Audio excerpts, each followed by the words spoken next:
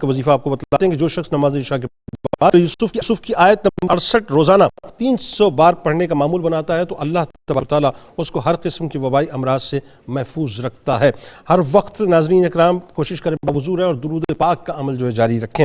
حضرت امام حسن علیہ السلام کا کمال قول مبارک ہے کہ خاموشی جہالت کو چھپانے کا آلہ ہے، عزت کی حفاظت کا ذریعہ ہے، خاموش رہنے والا راحت و اطمینان میں رہتا ہے۔ روزنامہ 92 نیوز میں آج مضمون ضرور پڑھیے گا حضرت امام علی مقام علیہ السلام کی ولادت پاک کے حوالے سے۔ ٹویٹر پہ میں ضرور فالو کیجیے گا، فیس بک پیج کو لائک کیجیے، یوٹیوب چینل کو سبسکرائب کر کے بیل آئیکن کو ضرور کلک کیجیے گا۔ ہمارے ساتھ ملک کے مشہور و معروف سناخہ سینئر سناخہ جناب الحاج اختر حسین قریشی صاحب تشریف فرمائے، آپ کو خوش آمدید۔ السلام علیکم، آپ سے منقبت انشاءاللہ پیش کرواتے ہیں۔